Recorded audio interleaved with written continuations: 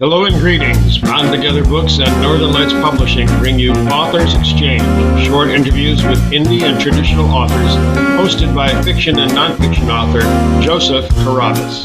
Today's guest is science fiction author and lifelong New Hampshire resident David Duford. After a long work history in management, David decided to pursue an earlier dream of writing the stories his muse continually gave him. Now David writes what some call humanistic science fiction. No space wars, space marines, or starships. David's stories focus on people and what's happening in their lives. Hello, everybody, and welcome to another Authors Exchange. Today, we are talking with David Duford. Did I say that right? Close. Duford with a D. Duford. Yes. You know, I speak a few languages. None of them have a D in them. What can I tell you? Anyway, David is a native New Hampshire author, grew up in Hooksett, now lives in Boscawen, New Hampshire, which is just north of Concord. For those of you viewing this video from who knows where, go to Boston, take a left. You got it. David writes science fiction, but humanistic science fiction, not space wars, not big ships crashing into each other and planets being obliterated, but the human element. What makes science fiction personable? What makes it real and makes characters come alive? David, welcome ever so much. Tell us about yourself. Well, thank you, Joseph. I appreciate you having me on today. You kind of went over some of the highlights. Born and raised in New Hampshire. I've written for many decades, and due to an employment situation back in 2024, I am now a full-time writer, pursuing a long-held dream of becoming a published author. I have self-published 2 novels thus far, and I'm looking forward to the journey. Very good. Tell us about the books you've written. I said they were humanistic science fiction. How would you describe?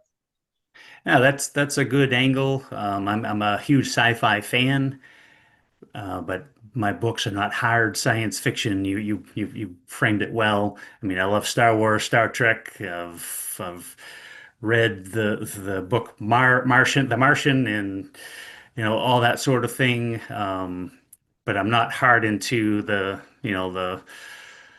yeah, light speed travel. I can't tell you how that all works and how to fold the universe in half and go between universes in a flash. But I do concentrate on potential sci-fi things. For instance, my first novel is That Moment. I'll just hold it up here for you.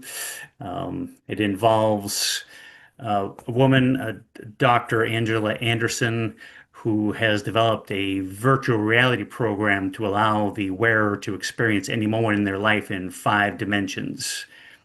She starts out in a hospice context where she's helping patients to live the last moments of their days exactly how they want.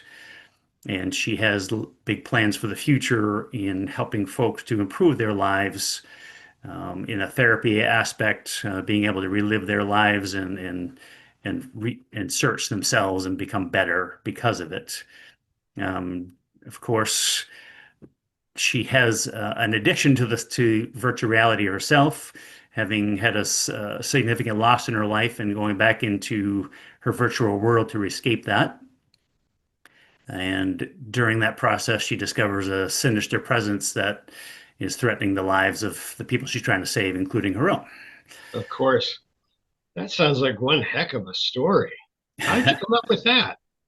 Well, it all started with the title. I thought one day it like could it be cool to relive any moment in your life, just exactly how it happened and feel everything and how it happened.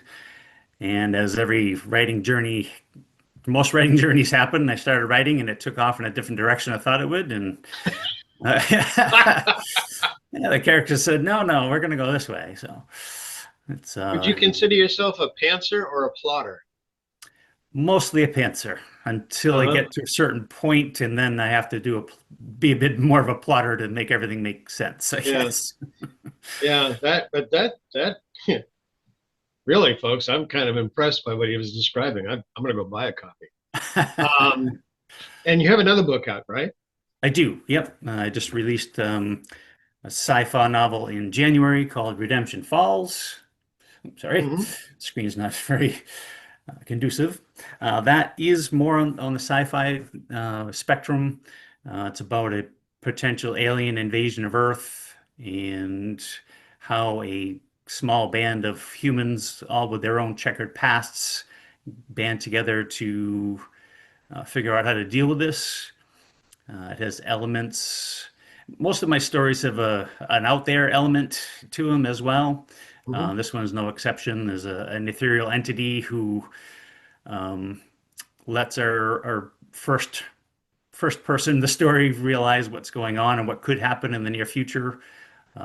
Gives them a prophecy. That gentleman's son, 20 years later, is tasked with kind of heading up this band of wannabe heroes, and we'll Hmm. see where the chips fly from there. Uh, Describing your two books, what were the titles again? That moment That and moment, Redemption Falls. Redemption Falls. When you were describing your two books, and this is just what I was hearing, I could be totally mistaken. I kind of had the sense that there's some aspect of spirituality in your books, and I mean that as a genuine question. I'm not Mhm. spirituality. No, the moment um, we escape to the, or she helps people learn how to escape to a better place, an ethereal place. And of course, there's a negative element there. There has to be some kind of antagonist. I get that. And then in your second book, Redemption Falls, there's an ethereal entity which communicates. So was that intentional, or as you said, you're more like a pantser, and then all of a sudden you say, "I got to figure out how to plot this one out."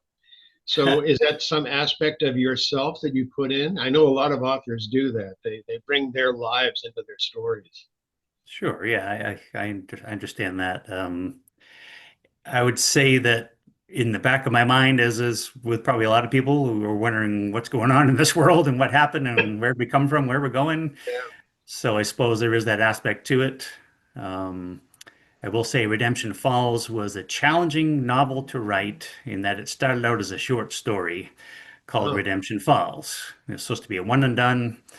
The other three members of my writing group said, not so fast. This is a novel. I said, I don't think so. So I wrote a few more short stories loosely related. Um, and then when I decided, yeah, I'm going to make this a novel, I started writing the fourth short story, if you will, and I got stuck. And I had writer's block for months, and I struggled with it. And finally, one day, I'm like, you know what the heck? I'm just going to start doing something crazy. So this ethereal entity entered my head, and she took over the story for a little bit, and that got me back on track. So, um, excellent. Very good. Is there anything else you would like us to know about yourself or your work? You have another book coming out? You must. I I do have a collection of short stories coming out this year. Again, everything so far has been self-published, but this will be no different. There's seven short stories, and they run the gamut from. They all have a human connection to them. That's the strongest part of my stories. But they all run the gamut from a little bit of sci-fi, a little bit of paranormal, a little bit of ethereal, a little bit of but dosed with a healthy portion of positivity and hope along the way. I'm also working on another novel that I'm 45,000 words into that's really going to be out there, and but it's going to Good. be a wild ride. So I look forward to I look forward to seeing how it's going to end up for myself, and then B, I think you're going to like it as well. Yeah. It's great when your characters kind of surprise you or the story takes a turn. You're like, whoa, I didn't see that one coming. That's good. You know, Right? Yeah. and I constantly do. I'll be sitting around, I'll be sitting here typing away.